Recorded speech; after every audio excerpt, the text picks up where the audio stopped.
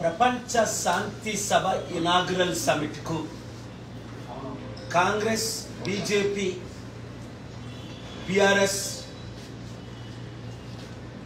Shiv Sena, Samajwadi party, Stalin DMK, Sharad Pawar, CPI, CPM, Santosh, Kiran 18 పార్టీలు మద్దతు ఇచ్చాయి. ఎంపీలు వచ్చి ఈ గ్లోబల్ పీస్ ఎకనామిక్ సమిట్ ద్వారా దేశానికి అభివృద్ధి, రాష్ట్రానికి అభివృద్ధి అని చెప్పడం జరిగింది. ఇప్పటికే గ్లోబల్ పీస్ ఎకనామిక్ సమిట్ కి మద్దతు ఇస్తున్నానని తెలంగాణ ముఖ్యమంత్రి రేవంత్ రెడ్డి గారు వీడియో ఇవ్వడం జరిగింది. అలాగే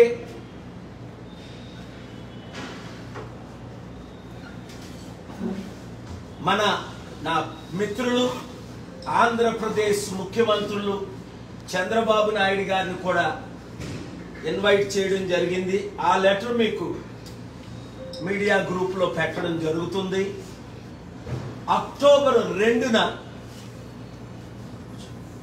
లాస్ ఏంజలస్, కాలిఫోర్నియాలో గ్లోబల్ పీస్ ఎకనామిక్ సమిట్ కి ఇక్కడ నుండి ఎంపీలు వస్తున్నారు. అలాగే ప్రపంచంలో ఉన్న 197 దేశాల్లో అనేక దేశాల ప్రెసిడెంట్స్, ప్రైమ్ మినిస్టర్స్ ఈ ఎకనామిక్ సమిట్ కి ఆల్రెడీ మద్దతు ఇస్తున్నారు.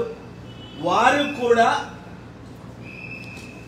ఆయా దేశాల్లో ఇండియా షుడ్ లీడ్ అన్న సమిట్ కు అక్టోబర్ 2ని వివిధ టైముల్లో మద్దతు ఇస్తున్నారు. కనుక మీడియా ఓనర్స్ ని, మిత్రుల్ని నేను రిక్వెస్ట్ చేసేది ఏమిటంటే, రాజకీయాలు పక్కన పెట్టి ఆంధ్రప్రదేశ్ రాష్ట్రం దాదాపు 13 లక్షల కోట్ల అప్పు, తెలంగాణ రాష్ట్రం 7.5 లక్షల కోట్ల అప్పు, ఖజానా ఖాళీ అయిపోయింది, నేను ఇచ్చిన వాగ్దానాలు నెరవేర్చలేకపోతున్నానని ఎంతో బాధతో చంద్రబాబు నాయుడు గారు చెప్పడం మనందరం విన్నాం. అసెంబ్లీలో చెప్పారు, ప్రెస్ మీట్లో చెప్పారు, బయట చెప్పారు. కానీ ఆ ఖజానాని నింపడం ఎలాగా, ఇచ్చిన హామీలు నెరవేర్చడం ఎలాగా అన్న ప్లాన్తో ఈ లెటర్ నేను చంద్రబాబు నాయుడు గారికి పంపడం జరిగింది.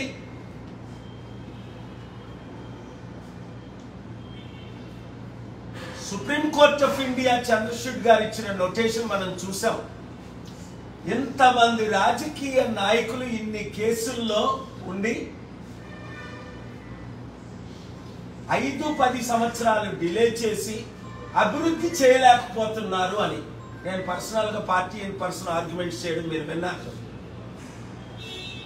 కనుక అభివృద్ధి కొరకు మనం అందరం కలిసి రావాలి. చూడండి, ప్రెసిడెంట్ ఒబామా అమెరికాలో హిలరీ క్లింటన్ 2008లో ఘోరంగా తిట్టుకున్నారు. అతి నేరో మెజారిటీతో ఒబామా గెలిచారు. ఎలక్షన్ అయిన తర్వాత నేను ఒబామాకు మద్దతు ఇచ్చాను, మీరు చూశారు. అప్పుడు ఆ తర్వాత నేను ఒబామాకి ఇచ్చిన సలహా ఏంటి, హిలరీ క్లింటన్ ని సెక్రటరీ ఆఫ్ స్టేట్ చేయండి, కలిసి పని చేయండి, రాజకీయాలు అయిపోయి. అదే ఇప్పుడు నేను చేస్తున్నాను, అందరికి ఇచ్చిన సలహా. ఒబామా ఏ విధంగా హిలరీ క్లింటన్ ని సెక్రటరీ ఆఫ్ స్టేట్ చేశారో, చంద్రబాబు నాయుడు గారు జగన్మోహన్ రెడ్డి గారిని పిలిచి, అలాగే ఈ గ్లోబల్ పీస్ ఎకనామిక్ సమిట్ కి మా ఖర్చులతో లాస్ ఏంజలస్ వచ్చి అటెండ్ అయితే 45 రోజులే ఉంది. అయినప్పటికీ అనేక మంది బిలియనీర్లు, ఇన్వెస్టర్లు కల్పిస్తారు. చూడండి, రేవంత్ రెడ్డి గారు ఈరోజు వచ్చారు, తిరిగి 10 రోజులు విదేశాలు వెళ్ళి ఖాళీ చేతులతో తిరిగి వచ్చారు. ఏ కంపెనీలైనా, అమెజాన్ కానీ, మైక్రోసాఫ్ట్ కానీ, 100 ఐటీ కంపెనీలు కానీ, రియల్ ఎస్టేట్ కంపెనీలు కానీ, ప్రపంచంలో అమెరికాలో ఇన్ని కంపెనీలు ఉన్నాయి. ఆయన తిరిగి వచ్చారు కానీ ఏమైనా ఇన్వెస్ట్మెంట్స్ వచ్చాయా అంటే లేదు. ఆంధ్రప్రదేశ్ సర్వనాశనం అవుతుంది కనుక రక్షించడానికి, అప్పులు తీర్చడానికి, లక్షల ఉద్యోగాలు తీసుకురావడానికి, వారిచ్చిన గ్యారంటీలు నెరవేర్చడానికి చంద్రబాబు నాయుడు గారిని నేను ఇమీడియట్ గా కలవడానికి సిద్ధంగా ఉన్నాను. నా మిత్రులు అయినప్పటికీ అవినీతిని నేను ఎప్పుడు ఎక్స్పోజ్ చేశాను. పొలిటికల్ గా ఇప్పుడు నేను ఆయన కలవట్లేదు. ఓన్లీ గ్లోబల్ పీస్ సమిట్ కి ఇన్వైట్ చేయడానికి. ఈ సమిట్ ద్వారా రాష్ట్రానికి అభివృద్ధి, నిరుద్యోగులకు ఉద్యోగాలు, వందల కంపెనీలు.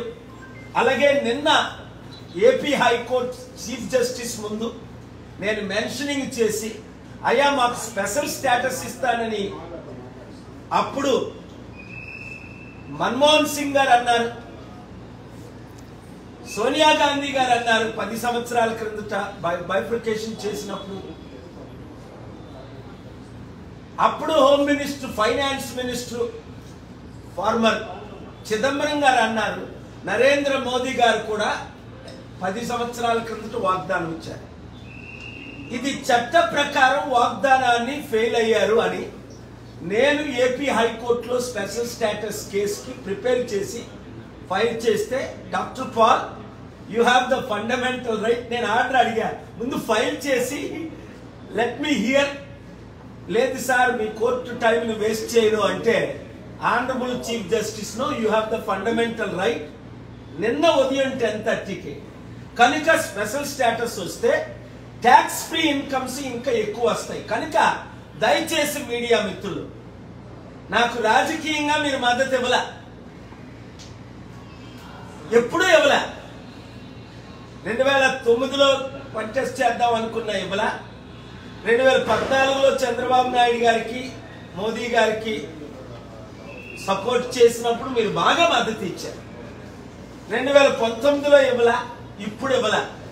మరి ఎందుకో నన్ను ప్రేమించి మీరు నాకు రాజకీయంగా మద్దతు ఇవ్వట్లేదో, నేను రాజకీయంగా రాకూడదని, లేదా నిన్న కాక మొన్న కాంగ్రెస్ లీ మెరిడియన్ ఢిల్లీ హోటల్లో కాంగ్రెస్ లీడరు మల్లు రవి గారు, బీఆర్ఎస్ ఎంపీ లీడర్ రవిచంద్ర గారు అన్నారు, పాల్ గారు మీరు ఎన్నో ఇన్వెస్ట్మెంట్స్ తీసుకొచ్చారు, ఇప్పుడు కూడా అలాగే ఇన్వెస్ట్మెంట్ తెండి. నేనేం చెప్పానంటే, ముఖ్యమంత్రులు నాతో వస్తానన్నారు రేవంత్ రెడ్డి గారు, అనేక మీటింగులు పెట్టాను.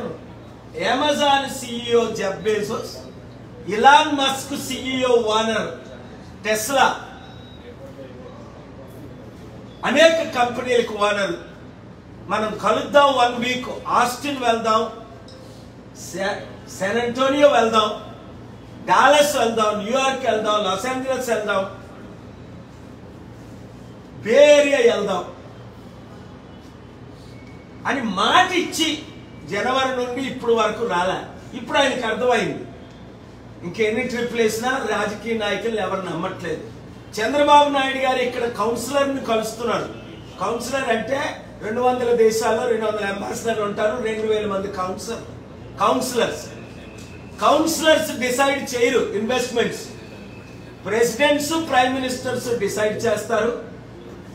2891 world's richest Forbes billionaires decide చేస్తారు.